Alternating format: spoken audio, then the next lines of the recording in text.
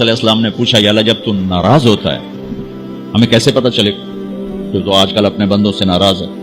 تو اللہ تعالیٰ نے فرمایا جب میں ناراض ہوتا ہوں حکومت بے وقوفوں کو دیتا ہوں، اجعل الملک فی صفہائہم، حکومت بے وقوفوں کو دیتا ہوں، والمال فی بخلائہم، اور پیسہ بخیلوں کو دیتا ہوں جو ذرا گن گن کے خوش ہوتے ہیں، اور بارشیں بے وقت کرتے ہیں، بارشیں بے موسم کی ہو جاتی ہیں، پیسہ بخیلوں کے پاس، حکومت نکموں کے پاس۔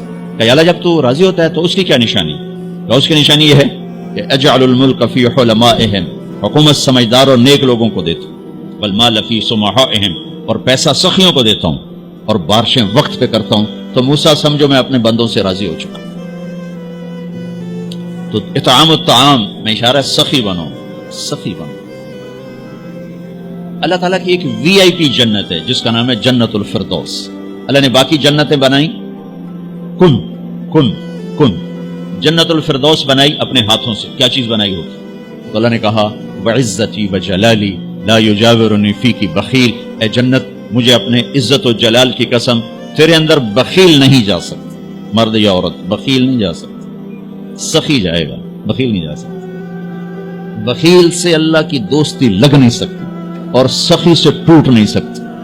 شیطان کہتا ہے میں عبادت گزار اور بخیل ہو تو مجھے کوئی ڈر نہیں لگتا، یہ آپ ہی ماریا جائے گا، ایک دن آپ ہی جا ڈھانا ہے، یہ جو پیسے کی کشش ہے اس کو مار دے گا۔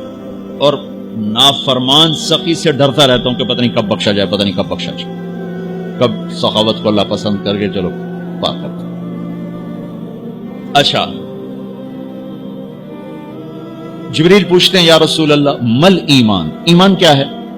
تو آپ نے فرمایا ان تؤمن باللہ وملائکتہ وکتبہ ورسلہ وبالبعث بعد الموت۔ ایمان عقیدہ، اللہ پر، فرشتوں پر، کتابوں پر، رسولوں پر، موت کے بعد کی زندگی۔ یہ مدینے کا سوال۔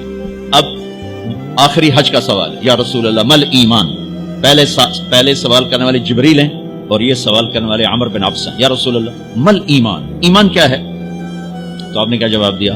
الصبر والسماحہ، الصبر والسماحہ۔ اب چھت بتا رہے ہیں کہ ایمان یہ ہے صبر کر اور معاف کر، صبر کر اور معاف کر۔ میرے بھائی بہنوں، میرے رب کی قسم، جیسے یہ ہے نا وجعلنا من الماء كل شيء حي افلا يؤمنون، اللہ نے ہر جاندار کا لازمی جز پانی بنایا۔ پانی نکال دو تو آدمی مر جاتا، ڈی ہائیڈریشن سے موت واقع ہو جاتی ہے۔ ہر جاندار کا لازمی جز پانی، دین کی تمام صفات کا لازمی جز صبر۔ صبر نکال دو تو سارا دین کچرا بن جاتا، صبر نکال دو۔ تو میرے نبی نے فرمایا ایمان کیا ہے؟ صبر کرو، معاف کرو۔ معاف وہی کرے گا جو صبر کرے گا، جسے صبر نہیں آتا اسے معاف کرنا بھی نہیں آتا۔ تو ایمان قیامت کے دن اعلان ہوگا صبر والے کھڑے ہو جاؤ، تھوڑی سی جماعت کھڑی ہوگی، بلکہ چلو جنت میں جاؤ۔ ان کو اللہ بغیر حساب کے جنت میں ڈال دے گا۔ جب آپ صبر کرتے ہیں تو ایک طاقت بنتا ہے، لوگوں کی منفی چیزوں کو آپ اپنے اندر سہتے ہیں، برداشت کرتے ہیں۔ صبر اس کو پروسیس کرتا ہے، پھر وہ طاقت بنا کے آپ کے اندر سے باہر پھینکتا ہے، جو پہاڑوں میں سوراخ کر دیتی ہے اگر ہم صبر کرنا سیکھ اور معاف کرنا سیکھ۔ 21 برس قتل کرنے والوں کے منصوبے بنانے والے اہل مکہ، آپ نے ایک بول پہ فرمایا جاؤ معاف کر۔ کمال، 21 برس قتل کے پیچھے پھرتے رہے۔ جنگ خندق کے فوراً بعد مکہ میں قحط آ گیا، تو ہمارے نبی نے 300 دینار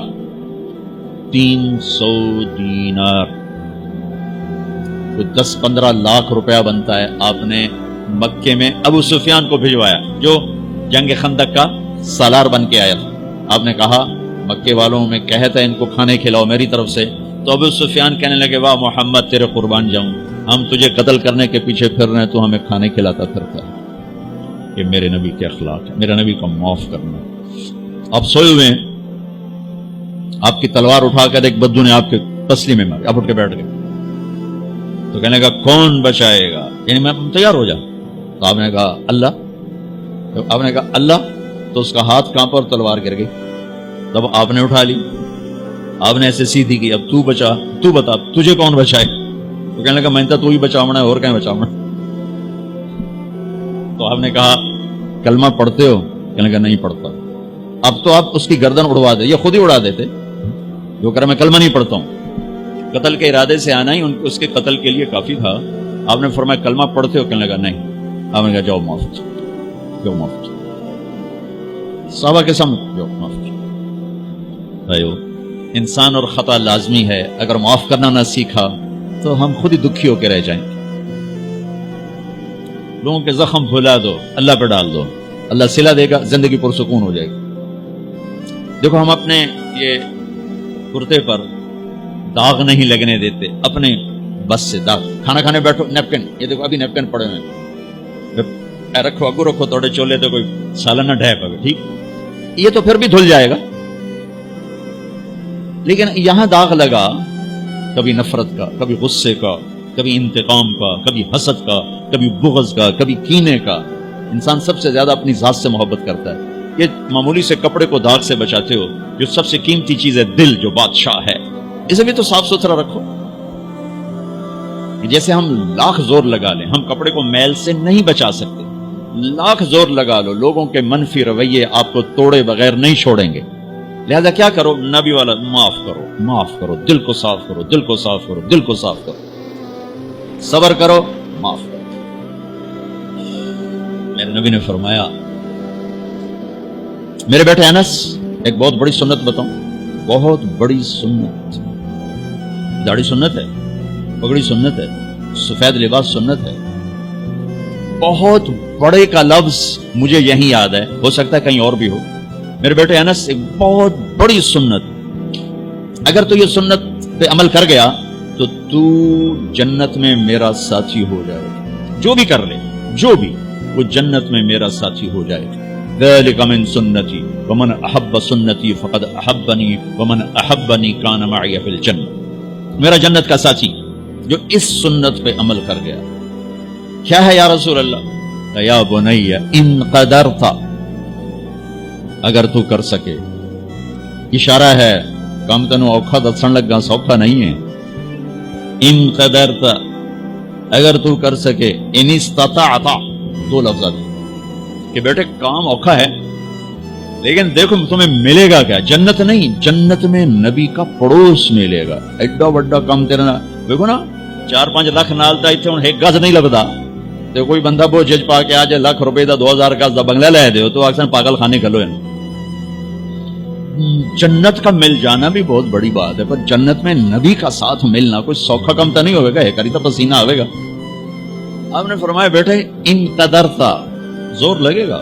ان تصبح و تمسی, ساری زندگی کرنا پڑے گا, ساری زندگی کرنا پڑے گا. داڑھی تو ایک دفعہ رکھ لیا, تھوڑی صفائی ستھرائی ہے, لیکن یہ روزانہ کرنا پڑے گا, صبح شام کرنا پڑے گا, ساری زندگی کرنا پڑے گا. اور تو اس میں تھکے گا. کیا ہے؟ وَلَيْسَ فِي قَلْبِكَ غِشٌّ لِأَحَدٍ فَافْعَلْ. صبح شام اس دل میں کسی کی نفرت نہ آنے دینا, کسی کے لیے بغض نہ آنے دینا, کسی کا کھوٹ نہ آنے دینا, کسی سے کینہ, غش, سارے الفاظ کو اپنے اندر سمیٹے ہوئے. اور میرے نبی کی عجیب بات, لے احد, لے احد, لے احد, کسی بھی انسان, مسلمان نہیں کہا, مومن نہیں کہا, نیک آدمی, نیک عورت نہیں, کسی بھی انسان, لے احدن. آج لے احد 7 ارب انسانوں پہ بولا جا رہا ہے. میرے نبی فرما رہے ہیں میرے بیٹے, دنیا کے تمام انسانوں سے دل صاف رکھنا. کیا ہوگا؟ چاہیے تو جنت میں میرا ساتھی بن جائے.